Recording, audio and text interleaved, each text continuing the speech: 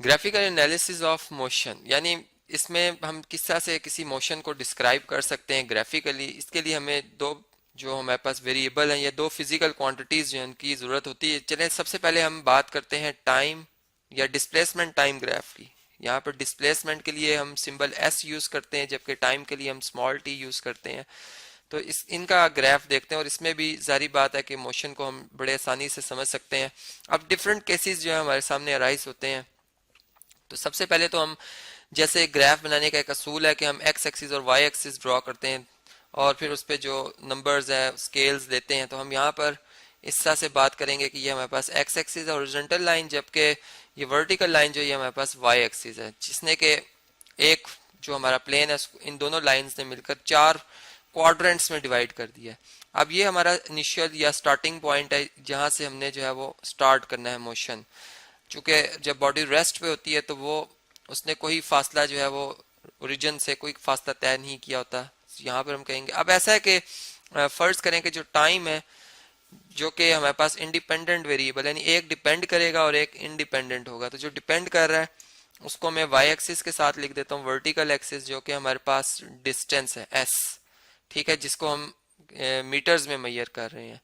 जबकि जो टाइम है हमारा वो सेकंड्स में मेजर हो रहा है, वो इस सिमत में है जी।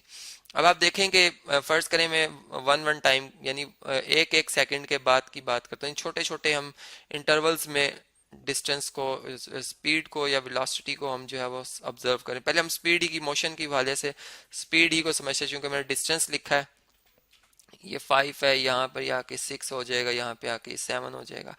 और इसी तरह अगर यहाँ पर हम डिस्टेंस ले रहे हो तो फर्ज करें ये 5 मीटर्स है, ये यहाँ पे उतना ही फासला, ये 10 मीटर हो गया, यहाँ पर ये 15 मीटर हो गया, और ये हमारे पास 20 मीटर हो गया, और ये हमारे पास 25 मीटर्स हो गया। अब ऐसा है कि आपके पास जो है जी, अगर हम फर्ज करते हैं कि बॉडी जो है वो मोशन में इस तरह से कि उसने एक सेकंड गुजरने के बाद 5 मीटर का फासला तय किया, तो वो कुछ इस मुकाम पर होगी जिसे मैं ए पोजीशन कहता हूँ। और अगर मैं ओ को ए से ज्वाइन करूँ तो ये मेरे पास इस तरह से एक कर्व सा एक लाइन सी बनती है। अब ऐसा है कि अगले जो एक सेकंड है इसमें इसकी जो वेलोसिटी स्पीड है वो थोड़ी इंक्रीज हो जाती है, यानी ये पांच मजीद जो है वो मीटर का फासला तय कर लेती। कुल मिलाकर ये 10 मीटर का इसने फासला तय कर लिया अगले 5 सेकंड में, अगले सॉरी एक सेकंड में। यहाँ पर अगर आप सेकंड्स का डिफरेंस लें तो आप यहाँ से अंदाजा लगा सकते हैं कि इस पोजीशन से अगर मैं एक परपेंडिकुलर एक्स एक्सिस पे थ्रो करूँ तो ये 1 पे आके हिट करता, और यहाँ से अगर मैं इस पॉइंट से एक्स एक्सिस पे थ्रो करूँ तो ये 2 पे हिट करता। तो ये इन दोनों में फर्क जो 2 में से अगर 1 माइनस करें तो 1 आता है। और इसी तरीके से अगर मैंने डिस्प्लेस या डिस्टेंस में अगर देखना है कितना फर्क आया, तो यहाँ से ए पॉइंट से वाई एक्सिस पे एक परपेंडिकुलर थ्रो करूंगा और फिर इस बी पॉइंट से, इसको चले मैं बी पॉइंट कहता हूँ, इस पे भी वाई एक्सिस पे, तो ये मैं देखूंगा कि ये इसको यहाँ पे आके हिट करता है। तो ये अगर आप 10 बड़ी वैल्यू में से छोटी वैल्यू निकालें 10 में से 5 तो ये 5 ही आता है।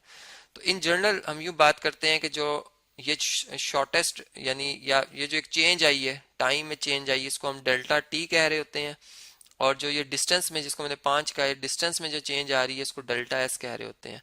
अब ग्राफिकली इनमें से बड़े एडवांटेज हैं, ये भी हम देखेंगे। जैसे फर्ज करें अब नेक्स्ट जो बात इस तरह से हुई कि गाड़ी जो है उसने मजीद यानी कुछ मिनट्स के लिए अपनी जो है यानी उसका जो हम कह सकते हैं डिस्टेंस वो कवर नहीं कर रही, टाइम गुजरता जा रहा है डिस्टेंस कवर नहीं कर रही। तो ये आप देख सकते हैं कि इस तरह से एक बिल्कुल स्ट्रेट लाइन बन जाएगी, और इससे हम यही मीनिंग लेंगे कि अब जो है वो टाइम तो गुजरता जा रहा है लेकिन जो डिस्टेंस है बॉडी का वो अपनी जगह पर कांस्टेंट है, यानी वो 10 मीटर ही पर है।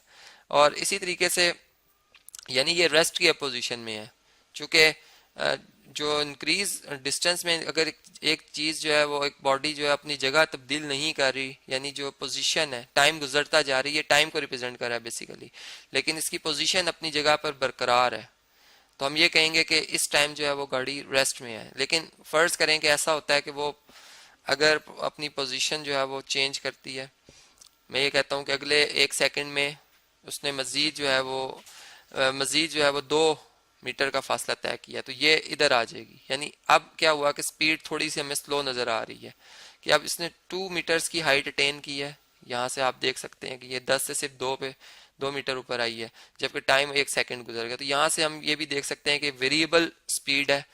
अगर इस तरह से कर्व बन रहा हो इस तरह से, तो इसका मतलब ये अब स्लो स्लो इसमें जो है वो इंक्रीज आ रही है। और अगर फर्ज करें कि ये रुक जाएगी तो यहाँ पे स्टॉप हो जाएगा, यानी जो लाइन स्ट्रेट इस तरह से आ जाएगी। और अगर फर्ज करें इसमें बहुत तेजी से एक चेंज आती है, स्पीड बहुत तेजी से बढ़ रही है, तो हम इसको फिर इस तरीके से, यानी टाइम के हवाले से हम कम आगे चलेंगे और डिस्टेंस के हवाले से हम ज्यादा ऊपर की तरफ आएंगे। तो इसका मतलब ये होता है कि इस वक्त बहुत तेज स्पीड से ये बॉडी जो है वो मूव कर रही है। तो इस तरह से हमने देखा कि हमारे पास जो ग्राफिकली जब हम ग्राफ बनाते हैं डिस्टेंस और टाइम का, तो इसमें हम मोशन को स्टडी करते हैं। अब हम फर्ज करें मैं ये देखना चाहता हूँ कि इस लम्हे ये जो डी पॉइंट है, इस लम्हे इस गाड़ी की क्या वेलोसिटी, क्या स्पीड है। तो मैं यहाँ से इस डी पॉइंट से वाई एक्सिस पे एक परपेंडिकुलर थ्रो करूंगा जो कि 25 पे हिट होता है, और यहाँ से मैं जो है वो एक्स एक्सिस पे थ्रो करूंगा जो कि 7 पे हिट करता है।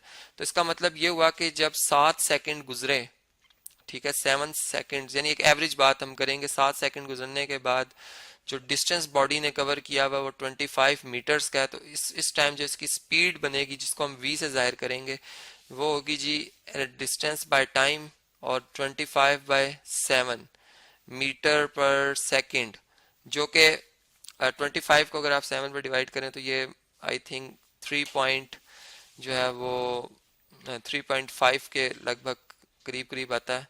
तो ये हमारे पास इसकी जो है वो स्पीड बन रही है।